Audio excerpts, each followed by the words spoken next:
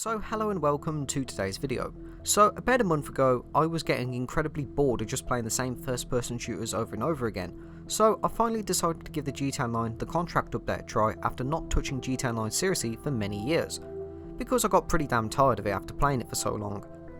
I mean, I have played it, to check out the casino and buy an arcade, but I've never actually played through the stuff they added because I just got naturally bored.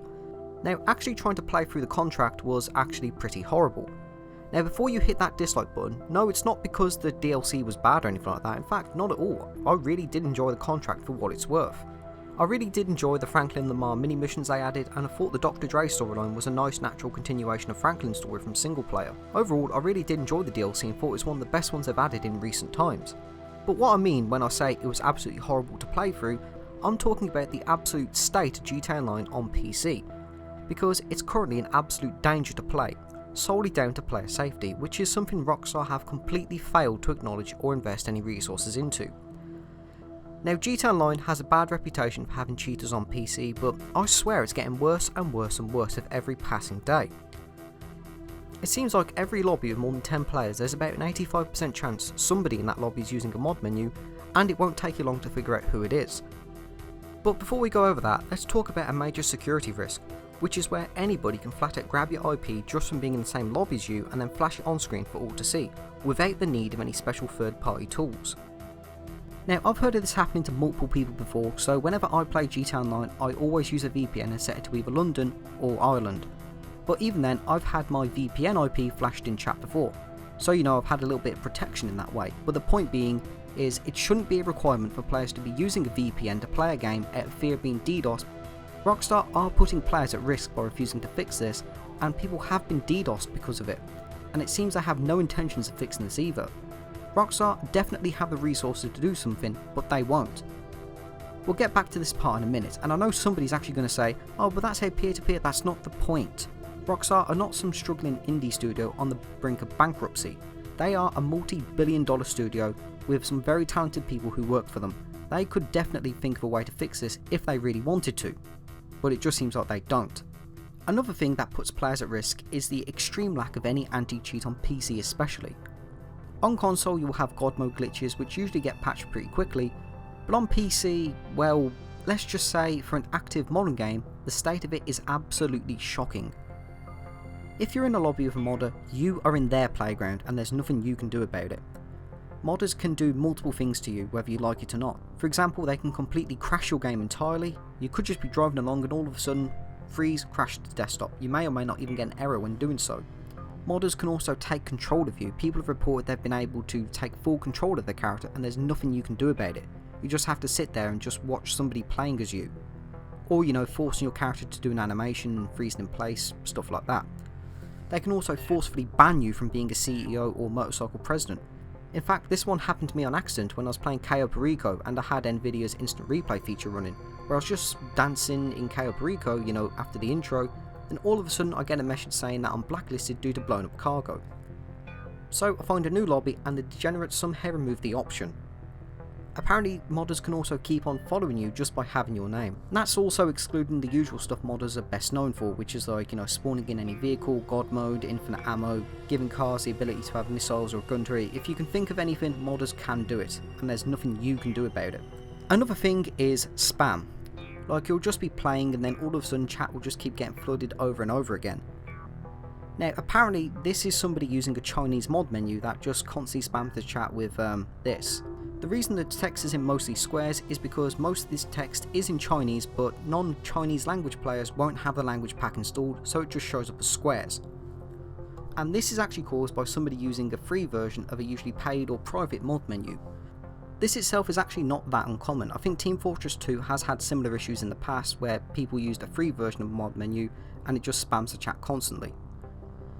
And of course the most famous spam incident of all is with Balls Torture, who, if you don't know, is actually a guy who would just spam everybody playing GTA at that time to a multiplayer match. And when I say everybody, I mean everybody. Even if you were just playing single player and you never touched GTA Online, you got an invite from this guy.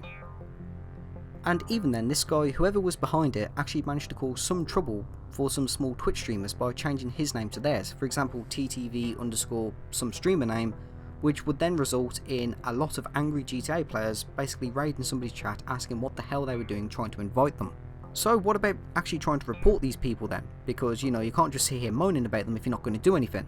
And you're right, we have 4 ways you can report people in GTA Online. So let's go over all 4 of them. Ironically, the cheaters themselves actually have some useful ones here, because they have shown the in-game report feature is actually useless.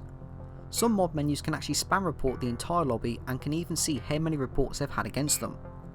Some modders claim they've had anything between 200 up to 1,000 reports against them and nothing was ever done about them. So what about option number 2, just flat out reporting their profile on the Rockstar Social Club? Well, as it turns out, you cannot even report accounts for cheating, because if you go to their profile to report them, you can only choose to report offensive names and avatars. You cannot even set a custom avatar on the Rockstar Social Club, and you've never had the option to, I believe. Okay, so option number 3, you Google how to report GTA Online cheaters on PC, and you come across Rockstar's own site where they basically give you a form to fill in. Well, this is something I've had experience with. A while back I recorded some deathmatch gameplay for someone using invincibility hacks. I went to this page, I filled in Rockstar's form on their site, uploaded the video unlisted to my channel, which is what you're seeing in the background now, and I left it up there for an entire month. And guess what? It never got a single view. So that means Rockstar themselves, despite asking for evidence for a Twitch stream, a tweet or a YouTube video or whatever, did not even bother to look at it. Now I get that reports on a game as massive as GTA Online might take time, but I mean, how long does it actually take to look at this person was cheating on PC with a link to a YouTube video that's 30 seconds long? That's not exactly time consuming, is it? Like, I mean, it's not like taking your, I don't know, driving test or something. And the 4th option is contacting Rockstar support. I can't even take this one seriously. It's basically been proven time and time again, they do not listen to any serious issues, but if you tweet about shark cards or GTA Plus, they'll respond to you pretty damn quickly. Overall, the state of GTA Online on PC is just shocking and pretty depressing when you think of it. If this was abandoned in say 2014 and I was just replaying it for old time's sake, I could kind of understand why there'd be so many modders and security risks. After all, if you were to play Black Ops 2 in 2022 on console or PC, it's pretty much like this nowadays. Every lobby is just overrun with cheaters, god mode users, whatever. But the difference between Black Ops 2 and GTA 5 is Black Ops 2 was abandoned in 2014. And GTA 9 is still being constantly updated to this very day. And also, unlike Black Ops 2, it has hundreds of thousands of players playing on PC at any given time, with usually about 140,000 peak on Steam per day.